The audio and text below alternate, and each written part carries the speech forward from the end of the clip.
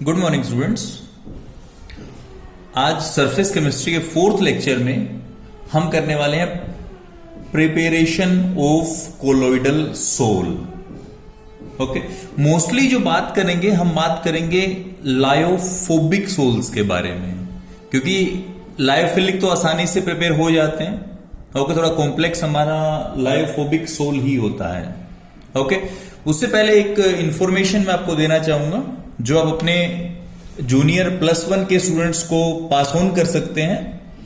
Okay, तो वो information है, हम एक बुक प्रोवाइड कर रहे हैं, ABPS कंसेप्चुअल केमिस्ट्री। ओके, ये बुक +1 के लिए है। ओके, और इस बुक का स्पेसिफिक फीचर क्या है, जैसे मैं आपको समझा रहा हूं, जैसे मैं आपको पढ़ा रहा हूं, जैसे आपके क्लास टीचर आपको पढ़ाते हैं, या जैसे आपके ट्यूशन टीचर आपको पढ़ाते हैं। ओके, तो उसी तरह से इस बुक के अंदर वही सेम चीज लिख दी गई है। ओके, आपको रिटन फॉर्म में मिलेगी, और ये कह सकते हैं कि आपका ये घर का टीचर है। ओके, तो ये इस बुक का मेन फीचर है। और अगर मैं आपको डिस्प्ले करूं, यहां से आप चेक कर सकते हैं, जैसे आप देख पा रहे हैं, ये आपका फर्स्ट चैप्टर है केमिस्ट्री +1 में, some basic concepts of chemistry. Okay, तो इसी के में अगर मैं आता हूं तो उसमें आप ये क्लियरली देख पाएंगे। देखिए, आप केमिस्ट्री साइंस की वह ब्रांच है, यहां स्टार्टिंग से देखेंगे आप, केमिस्ट्री साइंस की वह ब्रांच है जो किसी मैटर की कंपोजिशन, स्ट्रक्चर, प्रॉपर्टीज और इन सब में डिफरेंट कंडीशंस के चेंज के साथ साथ जो भी चेंजेस या उनसे रिलेटेड लॉज से डील करती हैं। ओके, जैसे मैटर को डिफाइन करता हूं मैं, उसमें आप देख पाएंगे मैटर वह सब्सटेंस है जिसका अपना मास होता है, वो नेचर में स्पेस ऑक्यूपाई करता है। इसके अलावा हमारी 5 सेंसेस में से एटलीस्ट किसी एक से हम उसकी प्रेजेंस को फील कर सकते हैं। ओके, तो जैसे टीचर पढ़ाता है आपको क्लास में, वैसे ही मेंशन किया गया है। नेक्स्ट अगर आप देखेंगे, इंपॉर्टेंस ऑफ केमिस्ट्री देखेंगे आप, लाइफ के लगभग प्रत्येक फील्ड में हमें केमिस्ट्री की जरूरत पड़ती है। ह्यूमन बीइंग से सर के बाल से लेकर पैर के नाखून तक सब कुछ एटम, मॉलिक्यूल या कंपाउंड है। ओके, फूड आर्टिकल्स में अगर बात करेंगे, ओके, ये जो फर्स्ट हुआ, अब आगे देखते हैं हम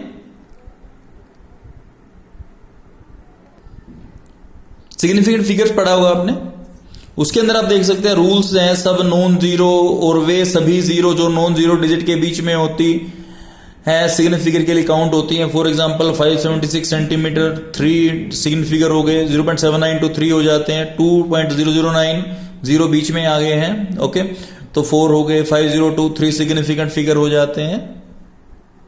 इसी तरह से जो जीरो किसी फर्स्ट नॉन जीरो डिजिट के लेफ्ट में होती है वह सिग्निफिकेंट नहीं होती। ओके, कि मतलब इशू ये है कि जितने भी कंसेप्ट्स हैं वो उसी तरह समझाए गए हैं जैसे कोई टीचर क्लास में आपको पढ़ाता है। ओके, जैसे यहां देख लीजिए, जब भी हम डेसिमल को राइट की तरफ शिफ्ट करते हैं तो एक डिजिट के बाद डेसिमल लगाकर जितने डिजिट हमने डेसिमल को राइट हैंड साइड की तरफ शिफ्ट किया है वह उतना ही उस एक डिजिट के बाद डेसिमल वाली टर्म के मल्टीप्लिकेशन में 10 की पावर में नेगेटिव फॉर्म में जाता है। ओके, मीन्स ऐसे है जैसे क्लास में आपको कोई टीचर पढ़ा रहा है। इसी तरह हाइब्रिडाइजेशन पढ़ा होगा आपने, एक ऐसा फिनोमिना जिसमें सेम या स्लाइटली डिफरेंट एनर्जी के एटॉमिक ऑर्बिटल्स आपस में इंटरमिक्स होकर सेम एनर्जी और ओरिएंटेशन के उतने ही ऑर्बिटल जनरेट करते हैं जितने की मिक्स हुए थे। इस प्रोसेस से बने हुए ऑर्बिटल्स को हाइब्रिड ऑर्बिटल्स कहते हैं। ये ऑर्बिटल हर तरह से एक दूसरे के आइडेंटिकल होते हैं, और हाइब्रिड ऑर्बिटल्स को SPDF हाइब्रिड ऑर्बिटल कहना अब इम्पॉसिबल है। ओके, ये ऑर्बिटल एक दूसरे की कंप्लीट फोटोकॉपी होते हैं। ओके, तो इस तरह से सारा एक्सप्लेन है। रिडॉक्स रिएक्शन पढ़ा होगा आपने, उसमें ऑक्सीडेशन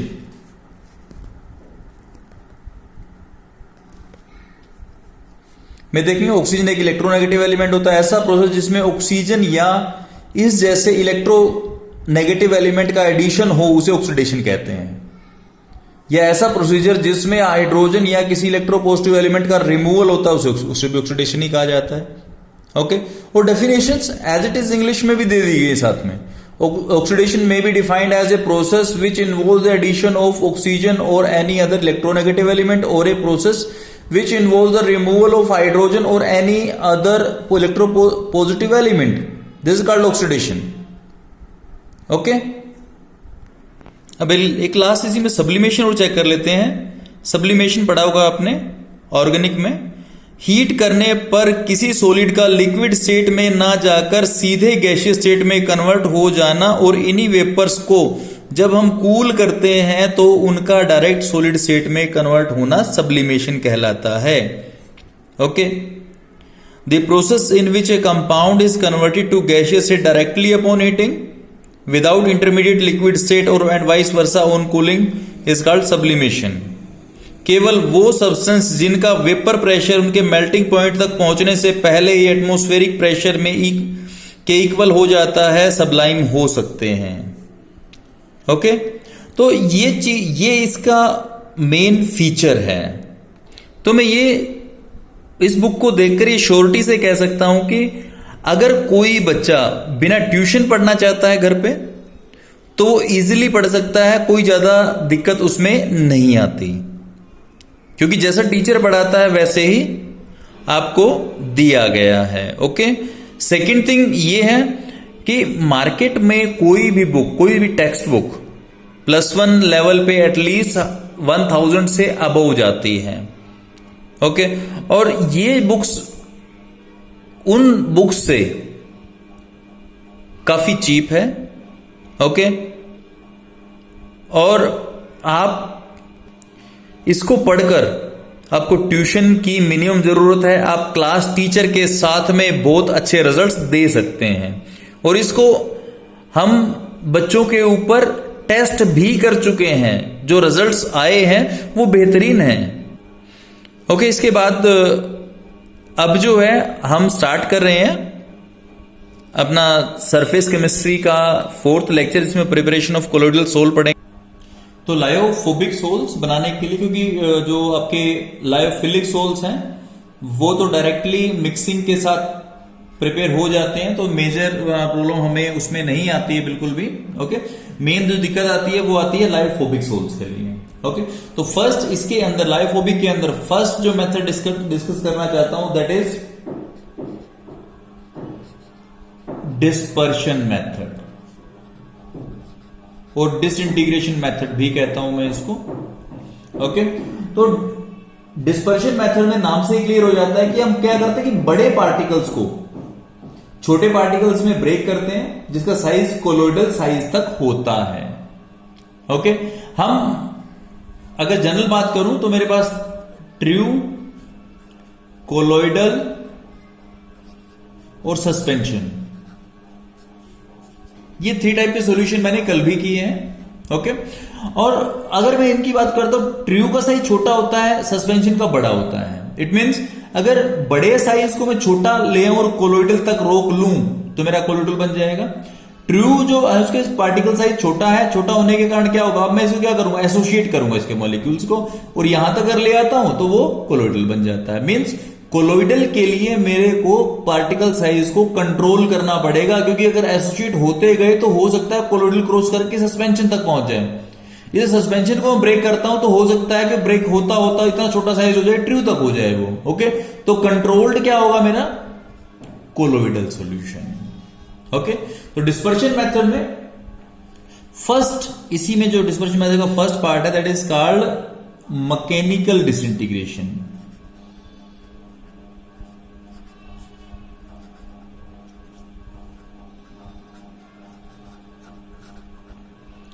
मैकेनिकल डिसइंटीग्रेशन में एक इक्विपमेंट यूज होता है कोलोइडल मिल।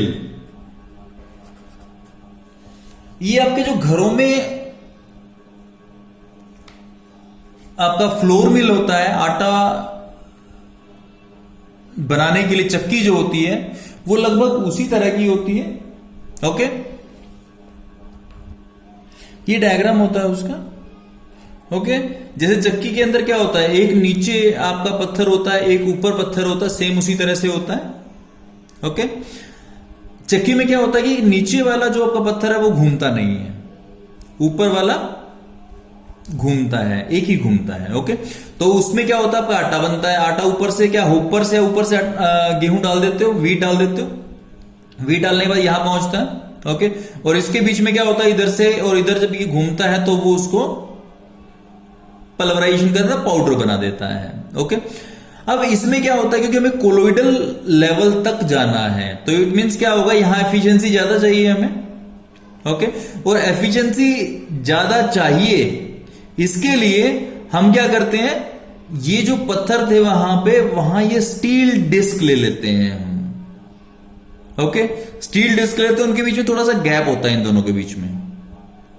ओके, और दोनों के दोनों, वहां चक्की में सिर्फ एक ही ऊपर वाला पत्थर ही घुमा करता, ऊपर वाली डिस्क ही घूम रही थी आपकी, पर इसमें क्या है, इसमें दोनों डिस्क घूमती हैं इन ऑपोजिट डायरेक्शन, और इनका आरपीएम जो होता है that is nearly 7000 ppm. Okay, अगर ये क्लॉकवाइज 7000 जा रही है तो ये एंटी क्लॉकवाइज 7000 जा रही है। ओके, इससे क्या होगा, यहां से साथ में थोड़ा बहुत हम पानी भी डाल देते हैं, जिससे क्या होगा कि आपका एक सस्पेंशन टाइप तैयार हो जाता है। ओके, वाटर के अंदर। ओके, अब उसको क्या करते हैं, सस्पेंशन को रिवर्ट दोबारा फिर से इसी मिल में डाल देते हैं। ओके, उससे क्या होगा, फिर साइज कम होता होता वो कोलोइडल साइज तक पहुंच जाता है। ओके, तो ये कोलोइडल मिल है, यानी कोलोइडल पार्टिकल बनाने की चक्की कह सकते हैं इसको। ओके,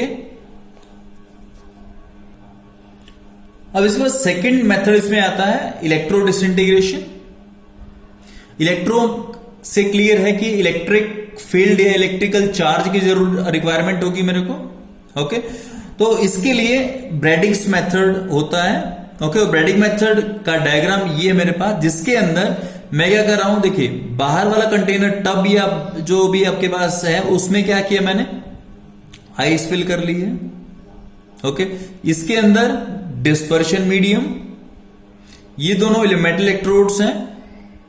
ओके, और अब मैं क्या करता हूं, जिन मेटल जैसे गोल्ड, सिल्वर, प्लेटिनम का अगर मैंने कोलोइडल सॉल्यूशन बनाना है तो उसके से मैं क्या करता हूं, गोल्ड को, सिल्वर को, जो भी मेटल होगा मेरे पास, वो इन दोनों के बीच में रखता हूं। ये जो इलेक्ट्रोड्स हैं आपके, इन दोनों के बीच में रखता हूं यहां पे। ओके, जिससे क्या होता है, अब जब मैं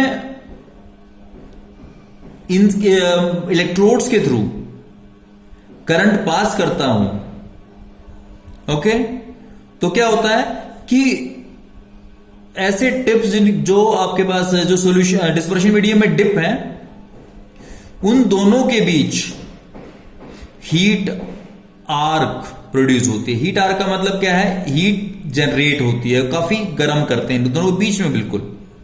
ओके, और जो भी मेटल यहां पड़ा हुआ इतना हाई टेम्परेचर प्रोड्यूस करते हैं ये, जिससे क्या होता है कि जो मेटल इन दोनों के बीच पड़ा है वो वेपर स्टेट में कन्वर्ट हो जाता है। ओके, और वेपर स्टेट में अगर कन्वर्ट होगा तो क्या होगा कि आपका साइड में आइस रखी है बाहर आपने, और आइस रखी होगी तो क्या होगा, ये जो डिस्पर्शन मीडियम ये भी चिल्ड होगा, बिल्कुल लो टेम्परेचर पे होगा। ओके, तो जिस वेपर बनेगी, वेपर का मतलब अलग अलग पार्टिकल बनेंगे, उनके फ्री पार्टिकल बनने की कोशिश करेंगे, तो क्या होगा, इमीडिएटली वो आइस कोल्ड वाटर या जो आपके पास है आइस बात है उसके अंदर वो क्या होंगे, कंडेंस हो जाएंगे। ओके, और उनका साइज कोलोइडल रेंज तक रह जाएगा। ओके, तो ये आपके पास कौन सा है, ब्रैडिक्स मेथड। ओके, तो इसको कर सकते हैं। इसके बाद थर्ड मेरे पास है, अब इसके बाद है मेरे पास पेप्टाइजेशन। ओके, तो पेप्टाइजेशन में मैं करता क्या हूं, सबसे पहले जिस भी कंपाउंड का आपने कोलोइडल सॉल्यूशन बनाना है, उस कंपाउंड के हम लेते हैं फ्रेशली प्रिपेयर्ड प्रेसिपिटेट्स। जैसे हम फेरिक हाइड्रोक्साइड का बनाना चाहते हैं हम, ओके, तो या फ्रेशली प्रेसिपिटेट लेते हैं। ओके, उसके अंदर हम क्या करते हैं, थोड़ा सा इलेक्ट्रोलाइट डाल देते हैं, FeCl3 की फॉर्म में यहां डाल दिया मैंने। ओके, और इसको क्या करते हैं, शेक करते हैं। ओके, शेक करूंगा तो होगा क्या कि जो प्रेसिपिटेट है, प्रेसिपिटेट क्या होगा, छोटे छोटे पार्टिकल्स में ब्रेक होना शुरू हो जाएंगे, और ब्रेक होना शुरू हो जाएंगे इट मींस क्या होगा कि एट लास्ट जो पॉजिटिव आयंस मैंने इलेक्ट्रोलाइट छोड़े हैं यहां, तो पॉजिटिव चार्ज क्या होगा, Fe जो आपके पास ये एड्सॉर्ब करेंगे, और Fe अगर एड्सॉर्ब करेंगे तो क्या होगा, देखिए ये पॉजिटिव चार्ज जो सरफेस के ऊपर इकट्ठा हो जाएगा, एड्सॉर्प्शन हो जाएगा Fe3+ का।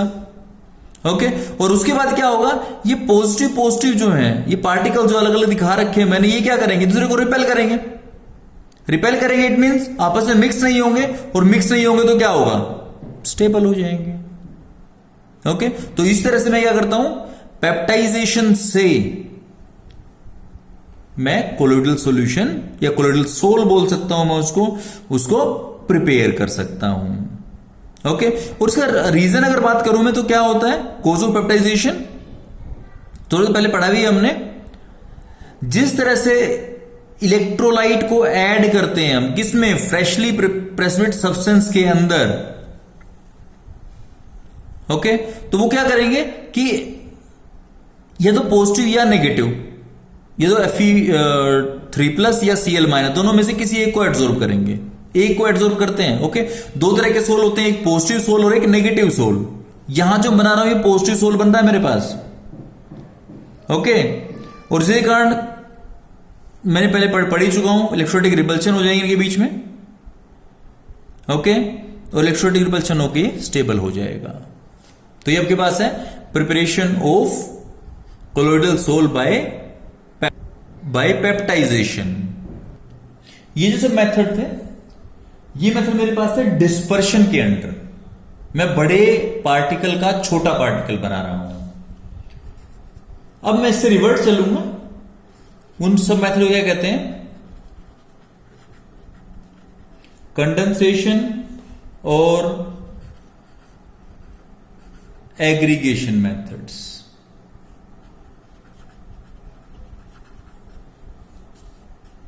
अब मैं क्या करूं, छोटे पार्टिकल्स को लूंगा और उनसे बड़े पार्टिकल बनाने की, लार्ज पार्टिकल्स या लार्ज साइज में, कोलोइडल साइज में बनाने की कोशिश मैं करूंगा।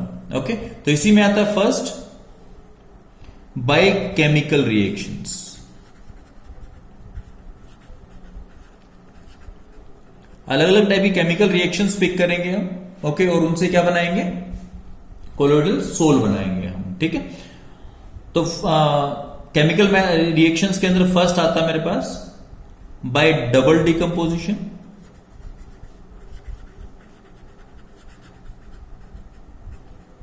डबल डिकम्पोजिशन में क्या होता है आपके पास, एग्जांपल लेता हूं मैं कि मैंने क्या किया, मैंने आर्सेनिक का ऑक्साइड था As2O3। ओके, उसके अंदर क्या किया मैंने, H2S गैस पास कर दी। ओके, तो H2S गैस पास करूंगा तो क्या होगा, oxygen is replaced by sulphur, तो मेरे को बन जाएगा As2S3 प्लस में H2O। मीन्स ये इसको और ये इसके पास रिप्लेस करेगा। ओके, तो ये जो आपके पास है, this is formed in the form of colloidal solution, arsenious sulphide का colloidal solution मेरे को यहां से मिल जाता है। ओके, सेकंड जो है बाय रिडक्शन बात कर लेता हूं मैंने क्या किया, मैंने लिया AuCl3। ओके, और उसको मैंने क्या किया, स्टेनलेस क्लोराइड से मैं ट्रीट किया उसको, तो SnCl2 Cl- गेन कर लेता है यहां से, और गोल्ड अलग से रह जाता है। तो ये क्या होगा आपके पास, गोल्ड सोल। ओके, तो मैं इस तरह से क्या कर सकता हूं, अलग अलग जो कंपाउंड्स हैं या एलिमेंट्स हैं उनका सोल बना सकता हूं। ओके, थर्ड इसी में है आपके पास C जो है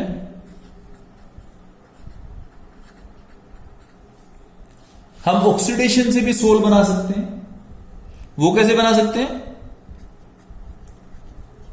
मैंने H2S लिया और Br2 से उसको ऑक्सीडाइज कर दिया, क्या होगा? सल्फर प्लस HBr बन जाएगा मेरे पास। ओके, तो ये क्या है? सल्फर का कोलोइडल सोल बन जाएगा। ओके, एंड इसी में लास्ट जो है कंडेंसेशन मेथड में वो है बाय हाइड्रोलिसिस। हाइड्रोलिसिस में क्या होता है? मैं क्या करता हूं, FeCl3 प्लस H2O, यहां से क्या बनेगा? फेरिक हाइड्रोक्साइड जो पहले डिस्कस किया था हमने, प्लस HCl। अब ये क्या है? ये कोलोइडल सोल की फॉर्म में होगा। ओके, तो इस तरह से मैं डिस्पर्शन मेथड और कंडेंसेशन मेथड से लाइपोफोबिक सोल्स बना सकता हूं। ओके, इसके अलावा कुछ और मेथड्स भी हैं, जैसे आपके पास बात करता हूं मेथड्स की, बाय एक्सचेंज ऑफ सोलवेंट।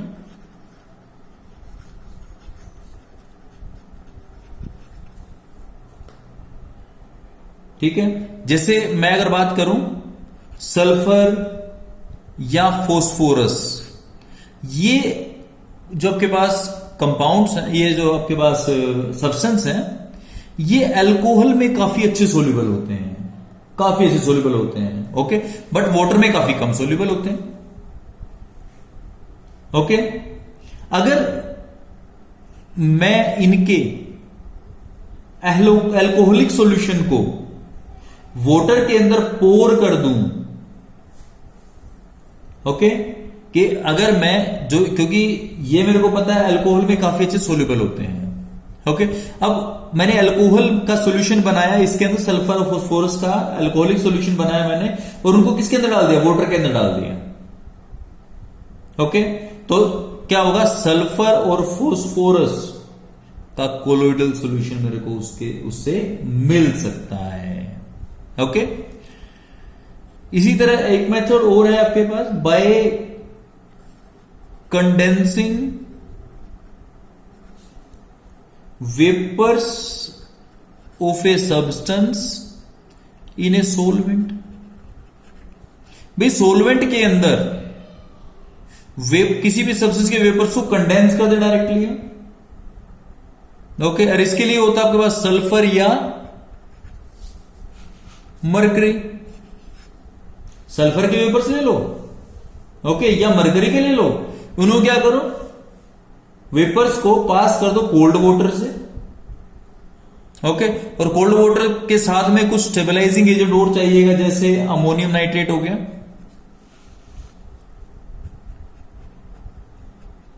इस तरह कोई स्टेबलाइजिंग एजेंट डाल के और उसको जो है वेपर्स को पास कर दो, तो वहां वो स्टेबल हो जाते हैं। स्टेबल हो जाएंगे तो क्या होगा? वहां से उनका कोलोइडल सॉल्यूशन सल्फर का या मरकरी का बन जाता है। ओके, थर्ड एक मेथड है एक्सेसिव कूलिंग। हर जगह मैं इसको अप्लाई नहीं कर सकता, बट इससे काफी बार बन जाता है। ओके, अब इसमें क्या करते हैं? आइस का colloidal solution, colloidal solution of ice in an organic solvent. Ice का कोलोइडल सॉल्यूशन लिया, उसको मैंने क्या किया? ऑर्गेनिक सोलवेंट लाइक ईथर के अंदर उसको मैंने डाल दिया। ओके, और इसको मैं क्या करूंगा? फ्रीज कर दूंगा। ठीक है, उसके बाद जो मेरे को सेमी सॉलिड,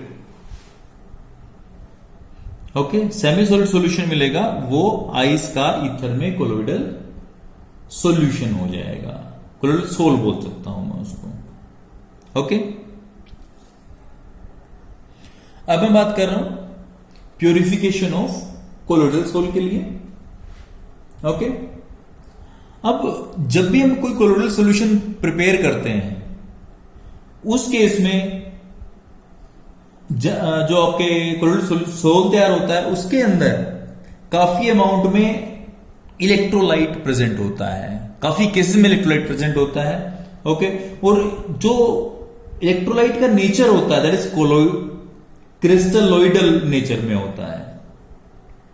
ओके, तो हमें यह पता है कि अगर इलेक्ट्रोलाइट कम क्वांटिटी में है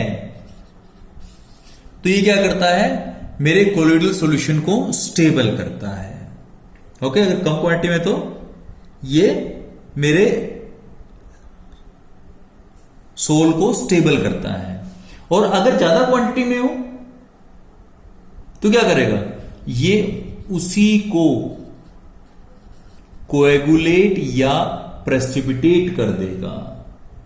ठीक है, तो इसलिए हमें क्या करना पड़ता है कि अगर सोल को स्टेबल करना है तो मेरे को इस इलेक्ट्रोलाइट को मिनिमम लेवल तक रिड्यूस करना पड़ता है। ओके, ताकि सिर्फ उतना ही इलेक्ट्रोलाइट रहे जितना सोल या कोलोइडल सोल की स्टेबिलिटी के लिए रिक्वायर्ड है।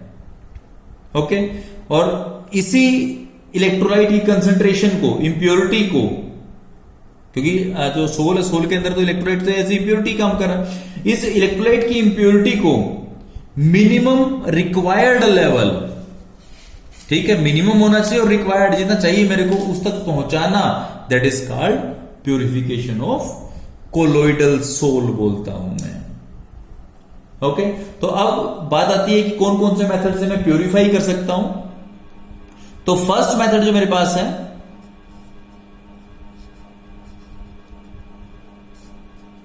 That is dialysis.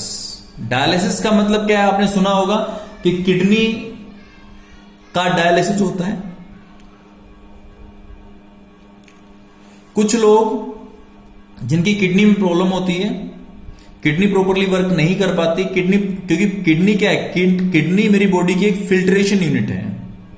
ओके, और मेरे पास मेरी बॉडी के अंदर जितने फ्लूइड्स हैं वो मोस्टली कोलोइडल इन नेचर है, और colloidal in nature it means क्या है कि उनके चांसेस काफी ज्यादा हैं कि वो कोएगुलेट कर जाएं, और अगर बॉडी के अंदर कोएगुलेट कर जाते हैं तो वो एक हैवी प्रॉब्लम मेरे लिए क्रिएट कर देते हैं। For example blood is colloidal in nature, और ब्लड अगर मान लो आपका कोएगुलेट कर गया तो आप समझ सकते हैं कि क्या दिक्कत आने वाली है आपको। ओके, इसी तरह से जो और फ्लूइड्स हैं वो भी कोलोइडल इन नेचर, काफी फ्लूइड्स मेरी बॉडी के अंदर है जो कोलोइडल इन नेचर है। ओके, तो किडनी अगर डैमेज है तो उसमें डायलिसिस करवाया जाता है, डॉक्टर्स करते हैं उसको। ओके, तो और डायलिसिस आपने आई थिंक नाइन्थ में थोड़ा बहुत पढ़ा भी होगा। ओके, और अगर मान लो आप किसी डॉक्टर को विजिट करते हैं तो डायलिसिस को आप देख भी सकते हैं। ओके, उसके अंदर क्या करते हैं, क्योंकि जो किडनी क्या करती है, किडनी के अंदर से मेरा सारा ब्लड पास ऑन होता है। ओके, और किडनी के अंदर से अगर ब्लड पास ऑन होता है तो इट मींस क्या होगा, किडनी जो मेरे ब्लड के अंदर एक्सेस साल्ट्स हैं, इलेक्ट्रोलाइट्स हैं, उनको निकाल लेती है, और निकाल के क्या करती है, वो उसको यूरिन के थ्रू बाहर बॉडी से निकाल देती है। ओके, जिससे क्या होता है कि मेरा जो ब्लड है वो कोलोइडल नेचर में एच बना रहता है। ओके, अब बात यह आती है कि किस एपरेटस से करते हैं, जिस एपरेटस से करते हैं उसको बोलते हैं डायलाइजर। ओके, डायलाइजर बोलते हैं उसको, जिस इक्विपमेंट से करते हैं हम इसको। अब इसमें होता क्या है वो चेक कर लेते। बेसिक, हम तो बेसिक प्रिंसिपल की बात करेंगे, क्योंकि ज्यादा जो है वो डिस्कस डिटेल में ज्यादा नहीं करेंगे, बस बेसिक प्रिंसिपल ही बात करेंगे। अब जो डायग्राम में डिस्प्ले किया गया है ये एक इलेक्ट्रोड डायलाइजर है। ओके, अगर इलेक्ट्रिसिटी अप्लाई नहीं करते तो उस केस में सिंपल डायलाइजर बन जाता है। ये आपके इलेक्ट्रोड्स हैं। ओके, और इलेक्ट्रोड्स को अगर हटा दो तो सिंपल डायलाइजर बन जाता है ये। ओके, अब इसमें होता क्या है वो चेक कर लेते हैं। ये जो मेरे पास है ये दिख रहा होगा आपको, ये एक बैग दिख रहा है मेरे को, this is of parchment paper, semi permeable membrane है ये। ओके, और इसको मैंने टाई किया है एक फनल टाइप होपर से। ओके, टाई कर दिया इस तरह से, बांध दिया है इसको। ओके, और मैं क्या करता हूं, मैं ऊपर से इस होपर या फनल बोल सकता हूं मैं इसको, फनल से मैं क्या करता हूं, इम्प्योर सोल डाल। इम्प्योर सोल का मतलब क्या, जिसके अंदर क्रिस्टलोइड्स या इलेक्ट्रोलाइट की कंसंट्रेशन बहुत ज्यादा है। ओके, तो कि जो बड़े डॉट्स दिख रहे हैं मेरे पास, ये मेरे क्या है, कोलॉइडल पार्टिकल्स हैं, और जो छोटे डॉट्स हैं वो क्या है, वो क्रिस्टलोइड्स या इलेक्ट्रोलाइट के पार्टिकल्स हैं। ओके, उसके बाद क्या करता हूं, ये एक बड़ा कंटेनर है जिसके अंदर मैं क्या कर रहा हूं, डिस्टिल्ड वाटर रख रहा हूं। ओके, तो डिस्टिल्ड वाटर यहां से पास ऑन करूंगा और यहां से डिस्टिल्ड वाटर जाता हुआ निकल जाएगा आगे इस तरह से। ओके, अब मैं क्या करता हूं, अब यहां डिस्टिल्ड वाटर आता रहेगा। जब मैं इस पर्चमेंट बैग को डिप कर देता हूं डिस्टिल्ड वाटर के अंदर, तो उसमें क्या होगा कि देखो जो लार्ज साइज पार्टिकल्स हैं, कोलोइडल पार्टिकल्स हैं, वो पर्चमेंट मेम्ब्रेन या सेमी पेरल मेम्ब्रेन को क्रॉस नहीं कर सकते। लेकिन जो इलेक्ट्रोलाइट के पार्टिकल्स हैं वो छोटे साइज में है, वो छोटे साइज में वो क्या करेंगे, वो इसको क्रॉस कर सकते हैं। जिस तरह से इनको डिस्टिल्ड वाटर बाहर मिलेगा, तो डिस्टिल्ड वाटर क्या करेगा, डिस्टिल्ड वाटर इसको जो कि क्रिस्टलोइड्स हैं या इलेक्ट्रोलाइट के पार्टिकल्स उनको बाहर ले जाएगा। और मैं क्या कर रहा हूं, मैं तो रेगुलर फ्लो में रख रहा हूं उसको, डिस्टिल्ड वाटर को। और रेगुलर फ्लो में अगर डिस्टिल्ड वाटर को मैं रखता हूं तो इट मींस क्या होगा कि धीरे धीरे करके इसके अंदर से जो इलेक्ट्रोलाइट की कंसंट्रेशन है, इलेक्ट्रोलाइट के पार्टिकल्स हैं, वो बाहर डिस्टिल्ड वाटर के साथ साथ बाहर आगे निकलते रहेंगे। और निकलते रहेंगे इट मींस क्या हो, कुछ टाइम के बाद इसके अंदर जो पर्चमेंट बैग है, इसके अंदर मेरे पास इलेक्ट्रोलाइट की कंसंट्रेशन काफी कम हो जाएगी। ओके, तो ये मेरे पास है डायलिसिस का प्रिंसिपल। और इसी की अगर एफिशिएंसी हमने बढ़ानी है, क्योंकि मेरे को पता है इलेक्ट्रोलाइट के पार्टिकल चार्ज होते हैं और चार्ज पार्टिकल्स हैं, उनको निकालना है, तो मैं क्या करूंगा, इलेक्ट्रोड्स लगा दूंगा, मेटल इलेक्ट्रोड्स लगा दिए मैंने इसके अंदर। अब क्या होगा, जो इसके नेगेटिव पार्टिकल्स होंगे उसको ये पॉजिटिव अट्रैक्ट करेगा, और पॉजिटिव जो पार्टिकल्स हैं वो नेगेटिव से अट्रैक्ट होंगे। ओके, इससे क्या होगा, इससे इसकी स्पीड और बढ़ जाएगी। Okay, this is called electrodialysis. Okay, जैसे कि मैंने पहले डिस्कस किया, इसका मेन प्रिंसिपल क्या है, जो मेन एप्लीकेशन क्या है इसकी, वो है ब्लड। अगर किडनी फेलियर है तो उस केस में क्या करते हैं, ब्लड की प्यूरिफिकेशन के लिए इसको हम यूज करते हैं। ओके, और वो कैसे करते हैं वो भी चेक कर लेते हैं। जैसे कि डायग्राम में मैं देख पा रहा हूं, ये मेरे पास क्या है, वॉशिंग सॉल्यूशन है। ये प्रिंसिपली बता रहा हूं मैं डायलिसिस का, ब्लड का डायलिसिस जो करते हैं। ओके, अब ये मेरे पास क्या है, ब्लड फ्रॉम आर्टरी, यहां से एंटर करवाता हूं सॉल्यूशन के अंदर, और ये ब्लड टू वेन्स। ओके, क्योंकि जो हार्ट ब्लड पंप करता है उसको मैं कहां लेके जाता हूं, उसको लेके जाता हूं मैं वॉशिंग सॉल्यूशन के अंदर। अब ये जो, क्योंकि किडनी प्रॉपर काम नहीं कर रही, इस ब्लड के अंदर जो आर्टरी में ब्लड होगा उसके अंदर काफी ज्यादा इलेक्ट्रोलाइट होगा, और काफी ज्यादा इलेक्ट्रोलाइट होगा तो वो क्या, उसको मैं पास करूंगा इस पाइप से, पाइप बोल सकते, सेलोफेन ट्यूब बोल सकता हूं मैं इसको। सेलोफेन ट्यूब का मतलब क्या, सेमी परमिएबल मेम्ब्रेन। ओके, जब यहां से पास करूंगा तो क्या होगा कि ये जो वॉशिंग सॉल्यूशन है इसके अंदर एक्सेस आयंस या वेस्ट प्रोडक्ट्स जो होंगे वो इसके अंदर बाहर निकल जाएंगे, और बाहर अगर निकल जाएंगे तो क्या होगा, मेरा ब्लड जिसके अंदर हाई कंसंट्रेशन ऑफ इलेक्ट्रोलाइट था, वेस्ट प्रोडक्ट्स थे, वो सारे के सारे कम धीरे धीरे कम हो जाएंगे। अगर मान लो 2 या 3 बार इस तरह से पास कर दूंगा सारे ब्लड को, तो क्या होगा, ब्लड काफी हद तक क्लीन हो जाएगा। ओके, तो इस तरह से मेरी किडनी अगर वर्क नहीं कर रही है हमारी, तो उस केस में हम क्या करते हैं, ब्लड का डायलिसिस करते हैं। Okay, by this method. Okay, अब सेकंड मेथड मेरे पास है इसी में, अल्ट्रा फिल्ट्रेशन। अल्ट्रा फिल्ट्रेशन का जैसे कि नाम से क्लियर, फिल्ट्रेशन है वो। ओके, बट अल्ट्रा है, मींस ज्यादा लोअर लेवल तक फिल्ट्रेशन है वो। ओके, अब हमें पता है कि अगर मैं बात करूं ऑर्डिनरी फिल्टर पेपर की, तो ऑर्डिनरी फिल्टर पेपर का पोर साइज काफी बड़ा होता है, उससे तो आपके जो है कोलोइडल सॉल्यूशन भी पास हो जाते हैं, इलेक्ट्रोलाइट भी पास हो जाता है। ओके, अब मैं जो फिल्टर पेपर है मेरा, फिल्टर पेपर का साइज बड़ा है, पोर साइज बड़ा है। ओके, मैं एज्यूम करता हूं ये पोर साइज है। अब इससे क्या होता है कि आपका इलेक्ट्रोलाइट और कोलोइडल सॉल्यूशन या कोलोइडल पार्टिकल जो होते हैं वो सब पास हो जाते हैं। ओके, और आपको पता है कोलोइडल जो आपके पास साइज है कोलोइडल साइज वो ट्रू सॉल्यूशन से बड़ा है। ओके, जो आपके कोलोइडल पार्टिकल्स हैं वो किस में है, कोलोइडल इन नेचर है। और जो आपका इलेक्ट्रोलाइट है this is in true solution, size उसका पार्टिकल साइज छोटा होता है। ओके, तो अब मैंने क्या करना है, मैंने सिर्फ जो कोलोइडल सॉल्यूशन है जिसके अंदर एक्सेस ऑफ इलेक्ट्रोलाइट पड़ा है उसके अंदर सिर्फ अगर कोलोइडल पार्टिकल्स में रिटेन हो जाए और ये इलेक्ट्रोलाइट पास हो जाए तो मेरा काम चल जाएगा। अब मैं क्या करता हूं कि साइज बड़ा है, दोनों पास हो सकते हैं। अब मैं क्या करता हूं, मैं सबसे पहले जो ऑर्डिनरी फिल्टर पेपर है, ये वाला फिल्टर पेपर है, इसको मैं क्या करता हूं, कोलोडियन या जेलेटिन सॉल्यूशन, ओके, कोलोडियन या जेलेटिन सॉल्यूशन से क्या करता हूं, ट्रीट करता हूं। ओके, और इसके बाद इसी को मैं क्या करता हूं, डिप कर देता हूं किसमें, फॉर्मेल्डिहाइड के अंदर। ओके, जनरली जो कोलोडियन सॉल्यूशन है वो मैं यूज करता हूं 4% सॉल्यूशन ऑफ नाइट्रोसेल्यूलोज। ये इंप्रेग्नेटेड डिपोजिट हो जाता है। ओके, ये क्या करेगा, जो पोर्स है पोर्स के ऊपर डिपोजिट होना शुरू हो जाएगा। डिपोजिट होगा, धीरे धीरे क्या होगा कि पोर का साइज छोटा होता चला जाएगा। ओके, क्योंकि जो उसके पोर्स है उसको ब्लॉक कर दिया इसने काफी हद तक, और काफी हद तक ब्लॉक कर दिया तो क्या होगा, साइज छोटा हो जाएगा।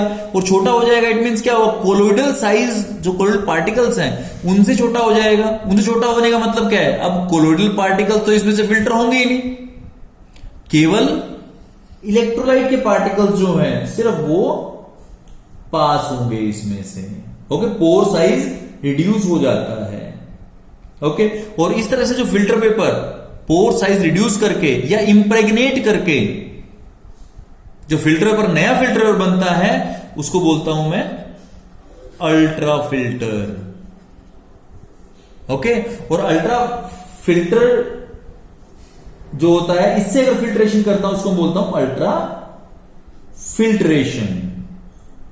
ओके, अब अलग अलग कंसंट्रेशंस को यूज करके मैं अलग अलग ग्रेड के फिल्टर पेपर बना सकता हूं। मींस कोलोइडल रेंज भी काफी होती है आपके पास। Okay, because this is 1 nanometre to 1000 nanometre तक चलती है रेंज ये कोलोइडल पार्टिकल्स की। तो कोई 10 नैनोमीटर का होगा, कोई 100 नैनोमीटर का होगा, कोई 200 नैनोमीटर का, 300 नैनोमीटर का। मींस वो साइज के रिडक्शन पे बात है कि साइज किस रेंज तक रिड्यूस होता है पोर्स का। ओके, तो अब इनसे क्या कर सकता हूं, इन अल्ट्रा फिल्टर पेपर से मैं जो आपके इलेक्ट्रोलाइट्स हैं, क्योंकि इलेक्ट्रोलाइट पास हो जाएंगे, इलेक्ट्रोलाइट निकल जाएंगे और कोलोइडल पार्टिकल्स रह जाएंगे। इससे क्या होगा, इलेक्ट्रोलाइट की कंसंट्रेशन कम हो जाएगी और जो आपका कोलोइडल सॉल्यूशन है, कोलोइडल सोल है, वो स्टेबल हो जाएगा। ओके, इस तरह से ये तो एक तरह का आपका फिल्टर पेपर हुआ। हम इसके अलावा भी अनग्लेज्ड पोर्सिलेन को यूज कर सकते हैं फिल्टर पेपर की जगह। ओके, या जो लैब्स में फाइनली सिंटर्ड ग्लास फिल्टर्स आते हैं वो उसको यूज कर सकते हैं। ओके, क्योंकि आपने देखा होगा अगर लैब में अगर कभी गए हो आप तो एक इस तरह की कोई एक वो मिलती है इस तरह से, और उसके अंदर यहां पे एक डिस्क सेट होती है, यहां डिस्क सेट होती है। ये डिस्क जो है this is ultra filter. Okay, और अगर अल्ट्रा फिल्टर का साइज पोर साइज छोटा होता है, अगर सिंपल फिल्ट्रेशन में बात करें तो इतनी जल्दी फिल्टर इसमें से कोई भी कोलोइडल सोल नहीं होता, तो हमें सक्शन पंप का यूज करना पड़ता है, वैक्यूम पंप का यूज करना पड़ता है, जिससे क्या होगा, इसकी एफिशिएंसी इंक्रीज हो जाती है।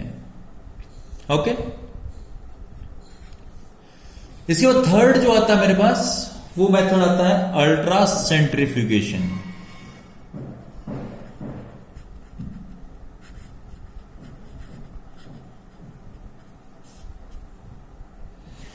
सेंट्रीफ्यूगेशन मशीन देखी होगी आपने, जिसमें क्या करते हैं हम, वो अलग अलग स्लोट्स में होती है। अगर ऊपर से मैं देखता हूं तो लगभग इस तरह की मेरे को दिखाई देती है।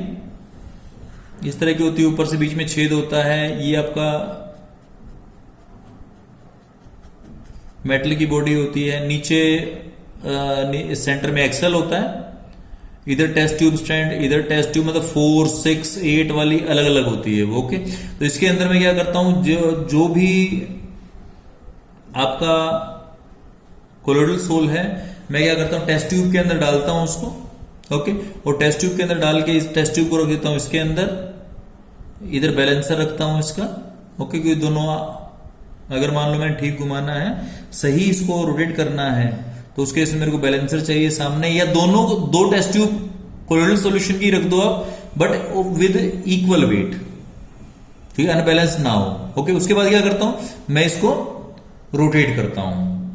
आजकल तो इलेक्ट्रिकल आ गए, पहले हम हाथ से हुआ करते, अब आजकल इलेक्ट्रिकल आ गए, तो कोई दिक्कत नहीं है, इलेक्ट्रिकल में मैं उसको रोटेट कर देता हूं। ओके, तो मेरे को पता है कि कोलोइडल सोल में से मैं निकालना चाहता हूं इलेक्ट्रोलाइट।